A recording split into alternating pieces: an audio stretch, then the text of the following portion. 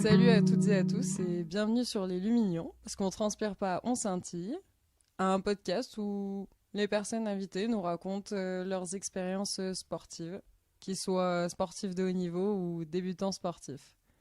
Une dose de motivation et de bonne humeur. Pour ce premier épisode, j'ai la chance de recevoir Alice Reynaud qui va nous parler de son rapport au sport. Du coup, Alice, qui es-tu D'où viens-tu Quel âge as-tu? Je m'appelle Alice, j'ai 25 ans. Je viens de Marseille, j'habite à Paris et je fais de la vidéo, en gros, si on veut me présenter globalement. Voilà. Ok, et du coup, c'est quoi qui rythme ta vie du coup, la vidéo, j'imagine, Ouais. principalement. Oui, bah forcément, vu que je fais une vidéo par semaine, ça fait pas mal de... ça fait un bon rythme. Mais après, il y a plein d'autres choses. Enfin, voilà. Ok. Du coup, on va passer sur la partie sportive. Ouais. Le sport et toi, quel est ton rapport au sport? Toi, c'est une obligation, un besoin, quelque chose d'utile Moi, j'ai toujours fait du sport. Ça a toujours été quelque chose dans ma vie. Déjà, le ski, par exemple, quand j'étais petite, moi, je suis la dernière de 5 enfants. Donc forcément, quand les grands faisaient du ski, moi, comme j'étais la petite, ils m'ont mis sur des skis beaucoup plus tôt que les autres, beaucoup plus jeunes. Pareil pour le vélo, pour toutes ces activités-là, on passait pas mal de vacances dans la nature, à la montagne, et donc du coup, j'ai toujours fait du sport. On a toujours tous fait du sport sans jamais être attiré par la compétition. Moi, ça m'a jamais attiré. Mais j'en ai toujours fait avec quelques passages à vide à la sortie de l'adolescence, les moments où on n'a plus trop envie de transpirer. Voilà. Mais par contre, à chaque fois que j'en ai pas fait, j'ai remarqué que j'allais moins bien. J'ai vraiment besoin de faire du sport pour me sentir bien. Sachant que, psychologiquement ou physiquement? Physiquement. Ça se voit pas au podcast, mais je suis un peu ronde. Mais ça m'a jamais trop dérangée. Par contre, ça m'a toujours dérangée de pas faire du sport. Parce que j'ai besoin de ça pour me sentir bien, quoi. C'est vraiment ce qui fait que ça va. Je sais pas, je trouve ça horrible de monter des escaliers et d'être essoufflé direct. J'ai besoin de sentir que mon corps me trahit pas, quoi. Ouais, que t'es forte et que tu peux faire des choses sans te sentir mal et que tes muscles sont réactifs et que ton corps fonctionne. Oui, c'est ça. Et puis aussi, un autre truc, c'est que j'ai grandi très tôt. J'étais très grande et très forte très tôt. Genre en CE2, je faisais une tête de plus que mes potes. Ah ouais. Et du coup, j'avais beaucoup plus de force. Et il y a une période où je tapais mes potes, à la cour de récré et tout, je me faisais punir ça parce que j'avais trop de force et je me rendais pas compte. J'avais besoin de jouer comme les autres, sauf que moi, quand je lançais un ballon, je leur faisais mal, quoi, parce qu'ils n'avaient pas à le récupérer. C'était horrible. Et du coup, c'est là que j'ai commencé le judo. C'était pas conscient, il y a personne qui s'est dit oh, Alice elle a trop de force, on va la mettre au judo. Il se trouve qu'il y avait un club de judo dans mon école, je me suis inscrite. Le club a fermé, mais je me suis dit non, j'ai envie de continuer. Je me suis inscrite dans un club de quartier et j'en ai fait pendant 5-6 ans. Et ça m'a vraiment aidé à me développer et à utiliser ma force déjà, à me défouler un peu, même si c'est un très mauvais terme pour le judo, on se défoule pas sur quelqu'un ou quoi. Mais à utiliser ma force et justement de manière à pas faire mal aux autres, ça c'est important pour moi. Et voilà, ça m'a pas mal aidé. Par contre, jamais fait de compétition, quoi. C'est pas quelque chose qui t'attire, la compétition? Non, au contraire, même, ça me saoule. J'ai pas besoin de ça pour me jauger ou quoi. J'ai envie de progresser moi toute seule, mais Ouais, sans te confronter à d'autres. Oui. Sans... Et puis pour la petite histoire, j'ai fait une ou deux compétitions en judo.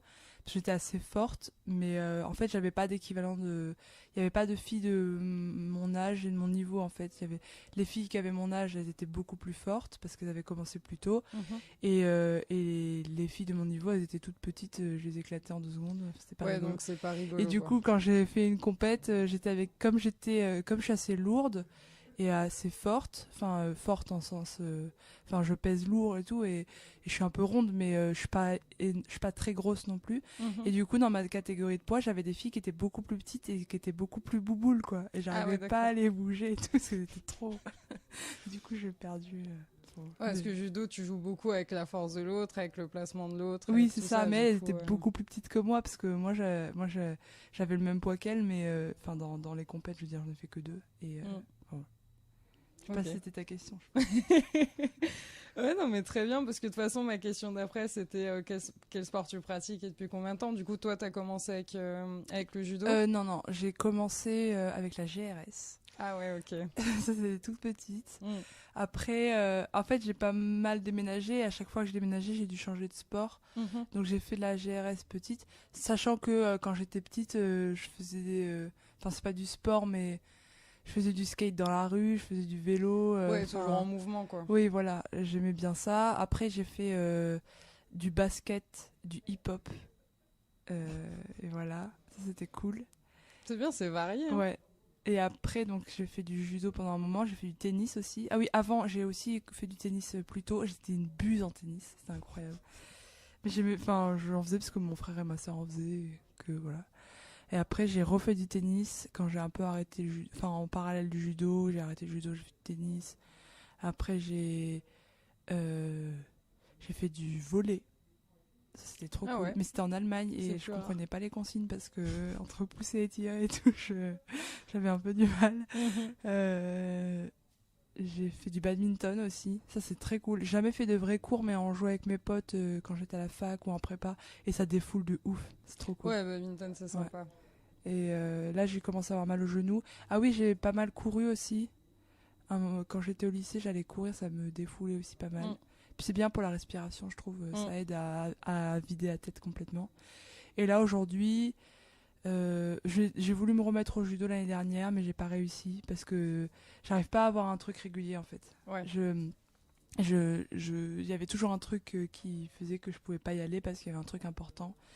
Et voilà. Alors du coup, je cours là maintenant. Je me suis remise à la course. Et c'est cool parce que je peux courir quand je veux. Ouais, c'est ça, au niveau de la pratique, c'est quand même vachement plus libre. Oui, et puis j'aime bien l'idée de... Tu mets tes baskets et tu cours, quoi. Et t'as pas de... Tout est un terrain de jeu. Bon, après, en ville, il faut faire attention à pas être trop dans la pollution. Enfin, j'essaie d'aller dans des parcs quand même. Mais tout est un terrain de jeu et il suffit de baskets. Alors, j'ai acheté quand même des bonnes baskets. Ouais, c'est mieux. Parce que, oui, attention aux pieds, au dos, aux genoux. Oui, grave. Et surtout avec mon poids. Je sais que j'ai quand même 10-15 kilos en trop, donc... je veux pas m'abîmer non plus, enfin tu vois, c'est important. Et voilà, donc j'ai acheté des bonnes chaussures, mais une fois que t'as ça, c'est bon quoi. C'est le principal, les chaussures c'est hyper important, on n'y pense pas assez, mais c'est vrai que dans le sport les chaussures c'est vraiment ce qui est le plus important. Mais le mec qui m'a vendu les chaussures, c'est un pro, c'est un truc de fou quoi. Le gars, j'ai passé 1 heure dans son magasin, il a regardé comment je mettais mon pied, il a regardé mes anciennes chaussures, il a vu tout, comment je mettais mon pied pour corriger les petites imperfections, parce qu'on en a tous, on met jamais, enfin notre pied parfaitement, donc il y a un pied pour chaque chaussure. Enfin, j'avais l'impression d'acheter une baguette magique, que j'étais Harry Potter quoi. C'est un truc de ouf. Mais ouais, t'es dans un magasin spécialisé running. Oui. Alors ça c'est vraiment bien, c'est hyper bien. Ouais. Puis le gars est un passionné. À la fin, il m'a offert un bouquin de préparation à une course. Bon, c'était à Marseille et j'y habite pas.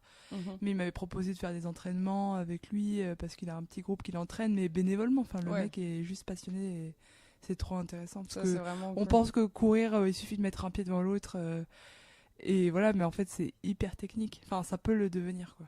Complètement, surtout si t'es dans une pratique un peu plus régulière et tout ça, c'est hyper important les chaussures. Ah ouais, c'est cool ça d'avoir un bon vendeur qui t'explique bien les choses. Ouais. Bah, si certains écoutent et qui sont à Marseille, c'est le Marathonien à Marseille, dans le 6e arrondissement. Voilà, à bon entendeur. C'est ça. Où il est des professionnels.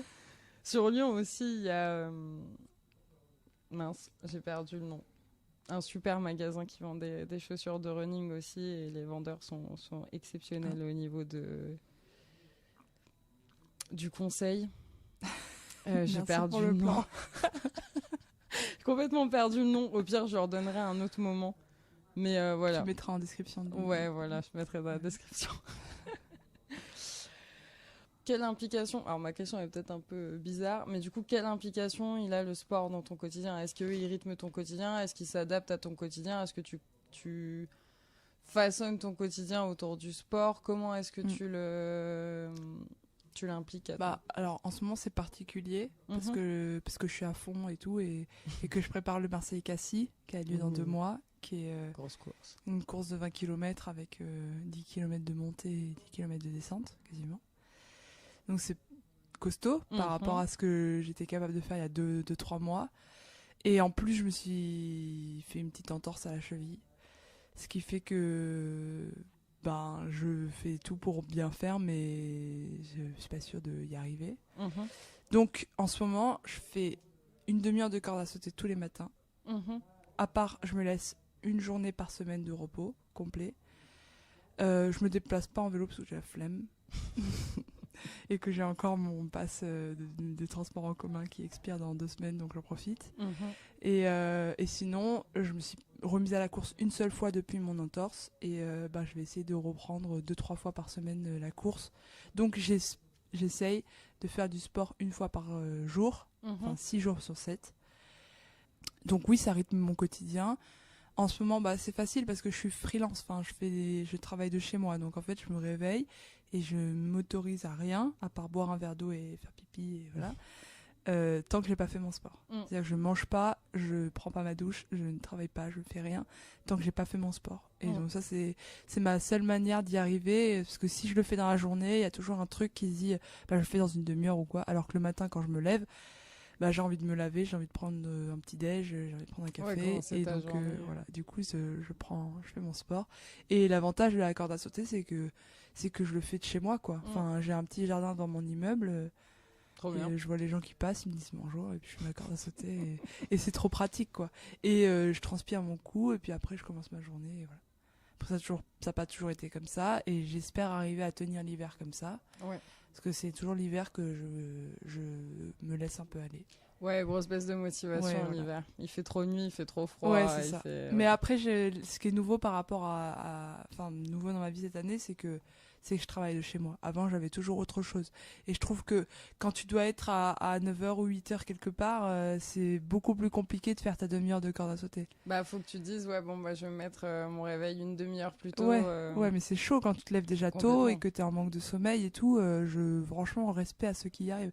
Une fois, j'ai vu des gens aller courir à 5h du mat et tout. C'est des ouf. Enfin, c'est que ça leur fait, ce qu'ils en ont besoin. Oui, voilà. Mais moi, le sommeil est important aussi, et du coup, pour l'instant, c'est cool parce que j'ai ce rythme-là. Et donc, du coup, ça n'a pas toujours été aussi simple que ça. Voilà. Ok. Et ouais, corde à sauter, c'est très très bon pour le cardio. Puis ça fait tout travailler. Exactement. Pareil, faire attention aux genoux quand même à force de sauter. Mais, en fait, c'est le kiné qui m'a dit de faire ça. C'est le kiné qui m'a dit de faire de la corde à sauter pour la cheville.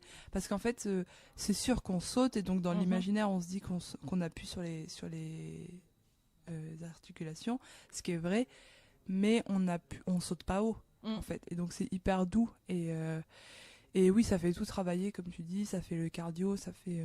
Et puis tout le corps après, les bras, les jambes, les abdos, le dos, tout. Mais après, moi, pour l'instant, c'est technique, j'ai eu du mal à y arriver, je me fouette et tout. Ouais, c'est vraiment la corde à sauter, c'est vraiment bien, mais alors, au départ, ça fait mal. Ouais, c'est ça. Mais je me suis dit, il faut que je passe ce cap-là. Là, j'ai enfin réussi à faire... je sais pas, ça paraît rien, mais j'ai réussi à faire 30 secondes sans me taper, tu vois. Ou sans me prendre les pieds, et puis après je m'énerve, et c'est aussi un exercice de sang-froid. Complètement. Parce que et de détermination. Ouais, mais parfois je suis hyper déterminée, et en fait je force trop pour faire bien, et je fais pas bien. Voilà. Persévérer. La persévérance.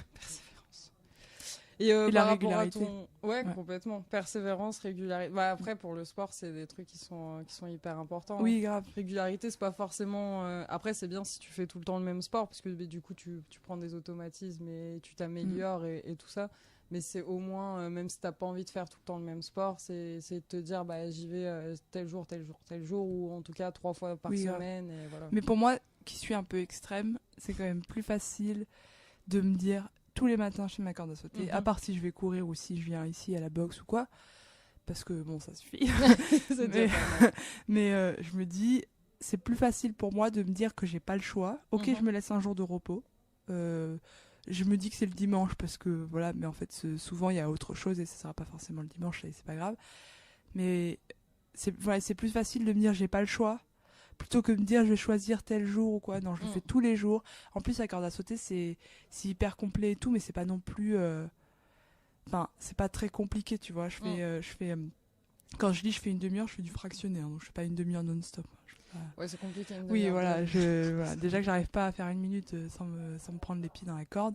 Donc je fais en fractionné, donc ça fait pas une demi-heure pure de sport, mais ça fait transpirer, ça fait commencer la journée, et c'est pas si compliqué que ça, quoi. Et pour moi aussi, c'est pour ça que j'aime courir, il faut que la logistique soit simple.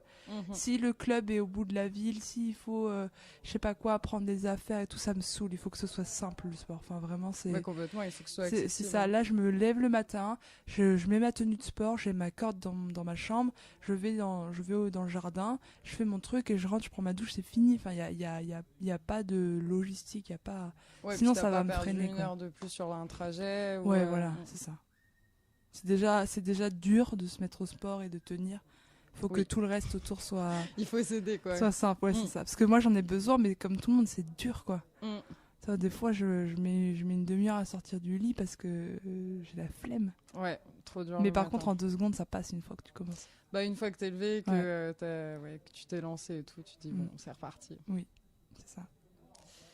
Ok, et mais du coup, par rapport à ton entourage, bah, du coup, t'en parlais, toute ta famille est assez sportive et tout. Ta pratique sportive, je veux dire, ça va pas prendre de temps sur. Ça va pas empiéter sur ton temps familial ou avec tes amis ou est-ce que c'est quelque chose que vous faites ensemble plutôt? Non, pas trop. J'ai toujours été assez solitaire dans ma pratique. Quand je dis que ma famille est sportive, c'est comme moi, hein, je veux dire. Ouais, ils aiment. Voilà, mon père faisait beaucoup de vélo à un moment. Ma mère, elle a fait quelques sports différents. Elle a fait de la danse. Voilà, après, pas tous. Enfin, je veux dire, après, j'ai un frère qui est hyper sportif, qui a fait 1 an de vélo en Amérique. Voilà, mais on fait jamais ensemble, par contre. On a fait, quand on était petits, on faisait des randos. Ça me saoulait. Et voilà. Mais non, ça empiète pas sur ma vie. Ouais, c'est pas un truc que tu fais avec forcément ton entourage. Du coup, toi, c'est plutôt pratique solo, t'es pas pratiqué avec amis ou avec. C'est ça. Après, là, en ce moment, j'ai ma tante et mon oncle et une cousine qui préparent un 10 km. Et plus un autre cousin qui habite à Paris aussi, qui veut se mettre à courir. Alors, pour faire court, eux, ils habitent dans le sud de Paris. Moi, j'habite à l'est et mon cousin, il habite au nord. Enfin, c'est pas du tout évident. Et là, encore, ça me saoule un peu de me dire, faut prendre le métro et tout. Mais je me dis, ça peut être sympa de temps en temps. Un dimanche, on se retrouve dans un parc près de nous et on prend la douche là-bas. Après, on mange ensemble. Ça peut être sympa de temps en temps pour partager ce moment-là. Parce que moi, je me suis mise à courir en premier et après, il y a ma tante qui s'est motivée. Elle n'a jamais couru de sa vie. Elle a 50 ans, elle fait 8 km.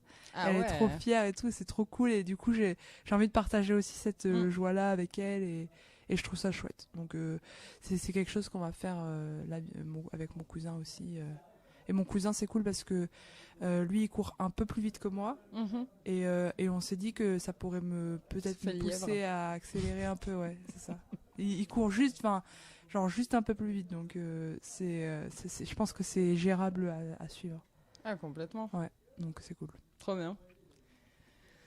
Ok, et du coup, toi, c'est quoi qui te permet de te motiver ? Parce que du coup, tu as ta petite routine, on va dire, du matin. Tu te dis, bon, bah, je fais pas le reste tant que j'ai pas fait ma corde à sauter ou tout ça. Mais sinon, c'est quoi qui te motive ? Juste de penser au bien-être que ça va te procurer ou, C'est ça, il y a je me laisse pas le choix. Il y a le bien-être derrière. Par rapport à ma cheville, là, clairement, je me dis, faut pas déconner. J'ai un petit truc qui est pas très grave, mais c'est le moment de renforcer et de faire les choses bien.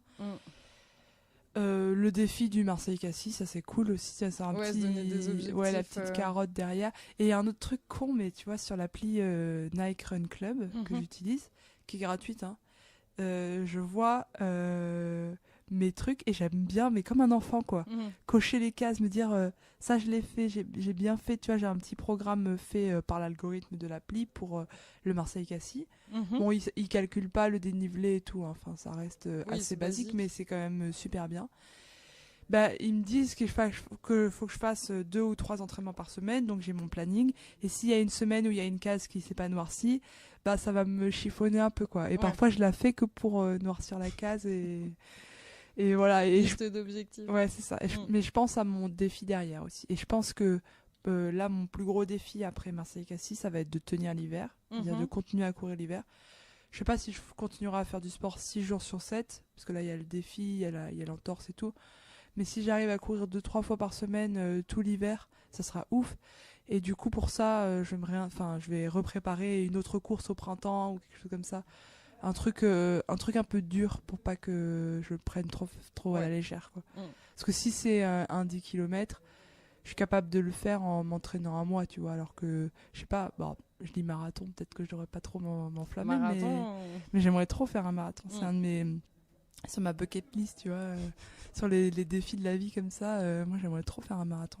Ouais, après c'est un gros challenge, mais je pense que ça se fait. Après, peut-être un objectif à pousser dans le temps, peut-être à dire, je sais pas, dans un an, et comme ça, t'es sûr que sur un an, tu t'entraînes et t'as une pratique régulière. Bon, déjà, c'est sûr que je veux... Enfin, je l'ai pas encore fait le premier, mais c'est sûr que je vais faire un deuxième Marseille-Cassis. Parce que je me dis, si j'en fais un, je vais vouloir améliorer mon temps l'année d'après. Enfin, tu vois, quand je dis que j'ai pas l'esprit de compétition, je l'ai avec moi-même. Enfin, et si j'y arrive pas, je m'en fous. Par contre, ça m'empêchera pas de dormir ou quoi. Mais je trouve ça cool de se dire, je vais voir la progression et tout. Ouais, je vais voir si je fais mieux maintenant. Ouais, c'est ça. Et aussi, en fait, c'est un cercle vertueux, c'est que tu vois, depuis que je fais du sport, je mange mieux. J'ai un peu perdu de poids. Enfin, c'est pas quelque chose qui m'encombre trop, mais c'est quelque chose. Tout ça contribue à mieux vivre. Et enfin, tout va ensemble. Par exemple, du coup, je fais du sport, je dors mieux, je mange mieux. Je dépense moins parce que je mange mieux. Enfin, tu vois, quand tu vas t'acheter tes légumes et que tu manges pas de viande rouge et que tu fais plein de trucs comme ça, en fait, ça coûte beaucoup moins cher. Quand tu vas courir le matin, après, je veux pas avoir une vie non plus monacale. J'aime bien boire un coup, mais je bois beaucoup moins d'alcool. Tu vois, parce que je me dis, ça sert à rien. Enfin, ça sert à rien de boire juste une bière, ça va rien m'apporter. Et moi perso en tout cas je me dis voilà, je bois pas ma bière, ça coûte moins cher, enfin tout va dans le bon sens en fait. Et moi c'est parti de ce défi là du Marseille-Cassis. Ok. Ouais, tu fixer un objectif et depuis c'est que du bonheur, quoi. Oui. Beaucoup de souffrance et beaucoup de bonheur. C'est ça, j'aurais aimé pas avoir ce truc à la cheville là. Après ça m'a un peu forcé à me reposer aussi, mais ça permet de voir que ton corps a des limites aussi, enfin oui, voilà, et non, qu'il réagit. Mais j'aurais aimé être prête à 100%. Et là, je sais que, enfin, clairement, tu vois, avant l'entorse, j'ai couru 13 km. Et là, l'autre jour, j'ai couru même pas 3 et j'étais fatiguée, quoi. Ah ouais. Enfin, forcément, j'ai perdu l'habitude de la course et je la retrouvais pas aussi bien que si je m'étais pas arrêtée, quoi. Ouais, complètement. Donc du coup ça me mais tu peux y revenir après. C'est vrai que du coup avec le running c'est un peu ça, c'est tu t'arrêtes un moment, après tu repars de zéro, quoi, presque. J'espère presque, pas, mais bon, c'est pas grave, je suis pas du tout tant que je le finis, c'est cool. Et que ça me fait me remettre au sport, c'est le principal. Ok. Est-ce que t'as je sais pas, un petit conseil pour ceux ou celles qui sont perdus ou qui cherchent à se motiver, quelque chose, un petit truc à rajouter. Bon après du coup, ce que je trouve qui est bien en t'interrogeant toi pour ce podcast, c'est que du coup t'aimes quand même le sport sans pour autant être une sportive un peu de ouf, là, les crazy du sport et tout ça. T'es pas dans l'extrême non plus, mais du coup, tu permets de montrer que, voilà, en se fixant des objectifs, en essayant de caler ça, et puis juste en se motivant et en essayant de se discipliner un petit peu. Finalement, le sport, on en voit vraiment le côté positif plutôt que le côté négatif. Oui, clairement. Donc ça, c'est vraiment cool.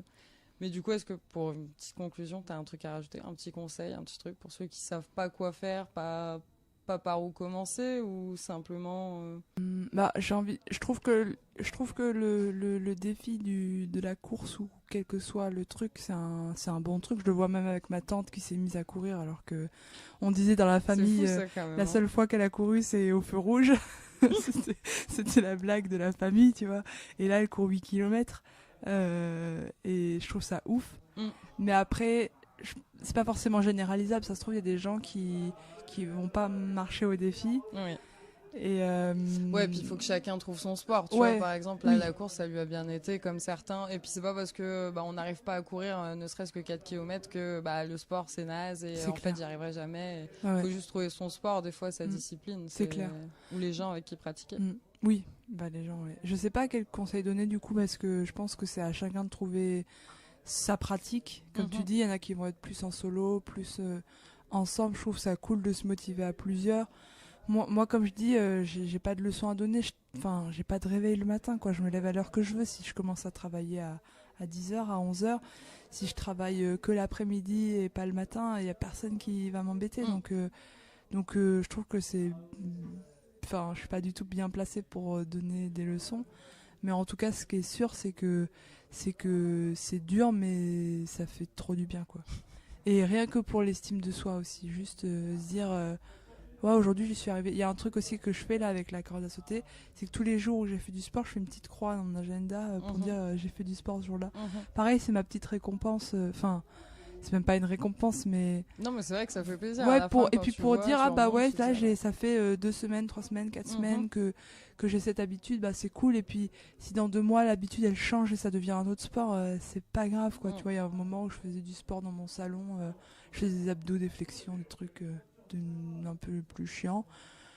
Bon bah voilà, je l'ai fait pendant un moment et j'y reviendrai peut-être ou pas. Enfin, je veux dire, il y a plein de sports différents à explorer et tout. Et il y a aussi tout le sport qu'on voit pas, du genre se déplacer à vélo. Ça c'est simple parce que c'est utile, disons, tu vois. C'est ça, c'est que tu peux l'ajouter à ton quotidien, enfin ça facilite ton quotidien. Exactement. Et en même temps tu as fait ta petite séance de sport, oui, donc c'est assez cool. Ouais. Moi je me déplace un peu en skate parfois, le skate c'est cardio aussi de ouf. Donc ça c'est cool parce que c'est du plaisir. Ça fait les fessiers. Ça fait les fessiers. Ah ouais, voilà. Super. Et voilà, après la balade du dimanche aussi en famille, elle est trop agréable. Le fait d'être dehors aussi, alors c'est vrai qu'il y a plein de gens qui font du sport en salle. Moi je trouve que l'intérêt du sport aussi c'est de voir le ciel, quoi. L'extérieur, bah ouais, complètement. Ils sont tout le temps c'est ça, moi je suis tout le temps à l'intérieur, donc j'aime bien sortir un peu. Voilà, même s'il pleut. Ok. Voilà. Et merci Alice d'avoir participé à ce podcast, ce premier épisode de podcast. L'impression. Et voilà, merci à tous d'avoir écouté ce podcast. Et si vous avez une quelconque remarque à faire, n'hésitez pas à la laisser en commentaire ou à m'envoyer un petit message. C'est avec plaisir que j'y répondrai. Et puis vous pouvez retrouver Alice sur YouTube avec les vidéos Cache pas ta joie. Voilà, si vous voulez aller voir ce qu'elle fait, de toute façon ce sera tout en lien dans la description. Merci.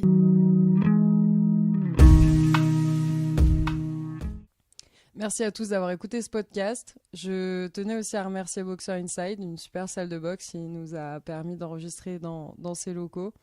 Et encore une fois Alice d'avoir bien voulu répondre à mes questions. Et je vous dis à bientôt pour plus de transpiration.